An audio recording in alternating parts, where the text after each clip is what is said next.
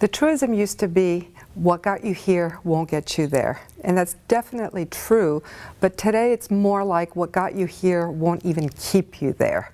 Whether you're looking to shift into a new assignment or job down the line, or simply deliver the most value in your current capacity, you need to start making the leadership transition now.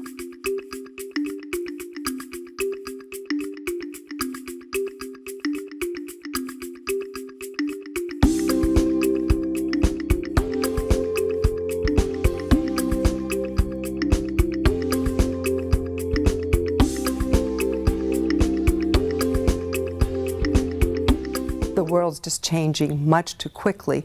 And so that means at least a couple of different things. One is really rethinking what your job is and starting to shift it from the more operational, more routine functional work to something that's more strategic, which basically means spending less time solving problems and more time figuring out what are the problems that you should be solving.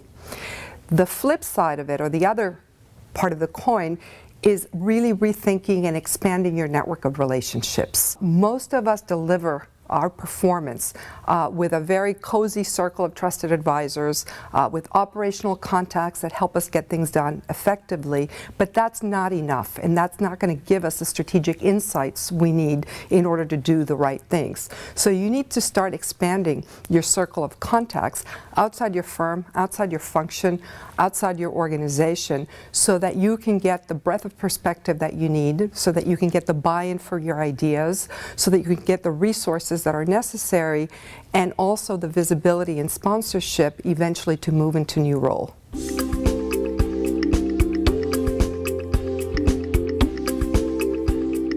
Leadership's definitely situation. Some situations call for greater command, a more authoritative kind of stance, and other situations require more collaboration, sharing the decision making.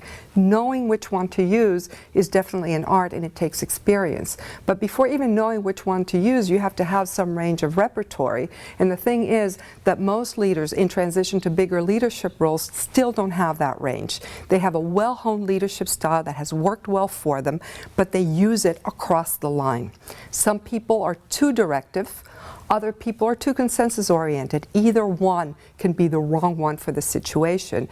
And so for me, the most important thing is to get people thinking about what experiences they can acquire, what new roles they can take on that will actually push the limits of their style, so that then when it comes time to choose, they actually have the repertory that allows them to do so.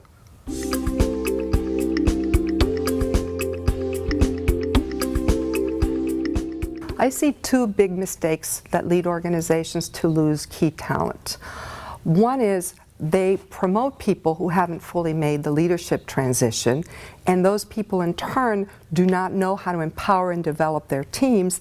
They stifle their talent, and if they have an option, they will do anything to get out from underneath those bosses who don't help them grow. The second mistake is that a lot of organizations, without realizing it, have an implicit model for what leadership looks like that's based on style and not necessarily performance or delivery. And so what ends up happening is when the pipeline of leaders coming up through that organization is more diverse than the senior role models, they don't look the part.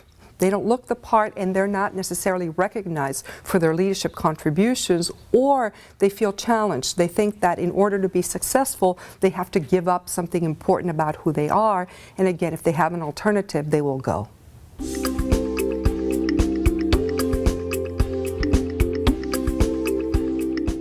My leadership transition program at INSEAD has 3 unique features that really help people make that leap.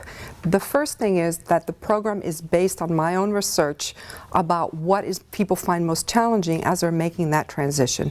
We don't cover all the bases. We focus in on the things that people struggle with the most. The second key part is that we select people who are in the same boat, people who are making that transition, and then we create an environment when they can really learn as much from each other as they do from the faculty.